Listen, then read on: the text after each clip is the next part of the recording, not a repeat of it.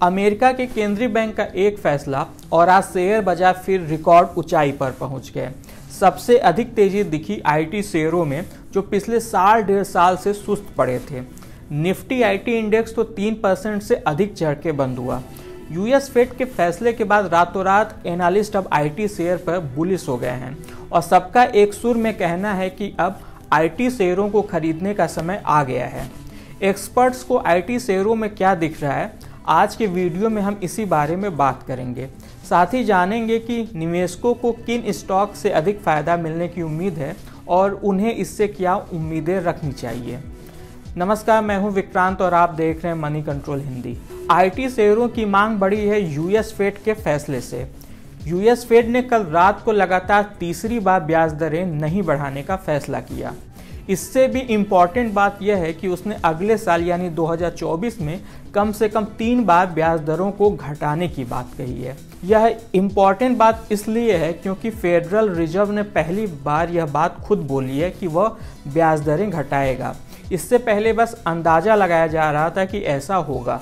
Fade के बयान में दूसरी सबसे अहम बात यह थी कि उसने अमेरिका में मंदी आने की आशंका को भी संकेतों में खारिज कर दिया है। यूएस फेड के इस बयान से ग्लोबल लेवल पर पूरी सिचुएशन बदल गई है और स्टॉक मार्केट जोश में है।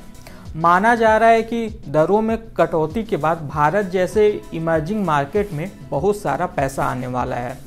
इससे बाजार अगले साल इस स्तर से भी काफ़ी ऊंचा जा सकता है।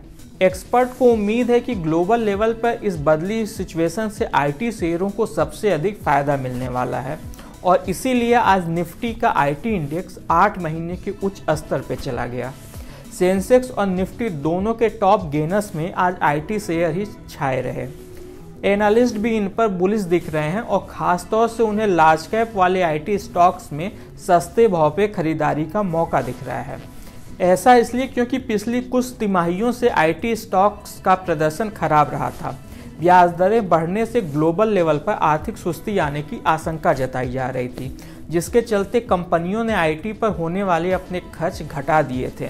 आईटी कंपनियों को नए ऑर्डर नहीं मिल रहे थे और पुराने क्लाइंट भी अपने बजट को घटा रहे थे।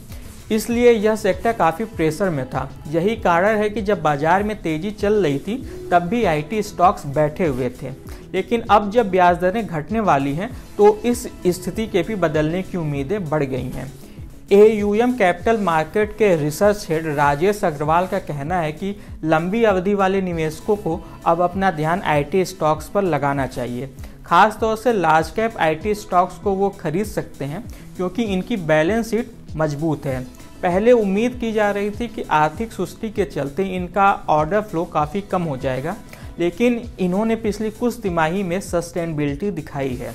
अग्रवाल का कहना है कि आईटी शेयरों के लिए इस समय सबसे पॉजिटिव बात यह है कि इनका वैल्यूएशन काफ़ी वाजिब है। कई स्टॉक तो अपने हिस्टोरिकल एवरेज से भी नीचे कारोबार कर रहे हैं। बाजार में जब तेजी का मौसम हो, ऐसे समय में इतने वाजिब वैल्यूएशन पे स्टॉक का मिलना एक बड़ी बात है। वेल्थ मिल्स सिक्योरिटीज़ के इक्विटी स्ट्रेटजी डायरेक्टर क्रांति बाथनी ने भी आईटी शेयरों को वैल्यूएशन को वाजिब बताया है। उन्होंने भी लंबी अवधि के निवेशकों को लार्ज कैप स्टॉक में निवेश की सलाह दी है।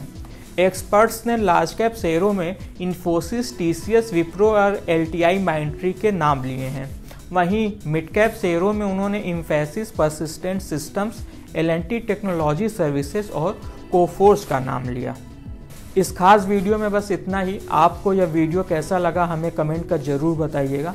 जाते जाते हम यह साफ करना चाहेंगे कि इस वीडियो में हमने आपको जो भी राय बताए हैं वो एक्सपर्ट्स की खुद की राय है, न कि मनी कंट्रोल की। स्टॉक में निवेश को लेकर कोई भी फैसला करने से पहले हमेशा किसी सर्टिफाइड एक्सपर्ट से ज़रूर सलाह लें। बिजनेस और स्टॉक मार्केट से जुड़ी ऐसी खबरों के लिए आप हमारी मनी कंट्रोल हिंदी की वेबसाइट को विजिट कर सकते हैं।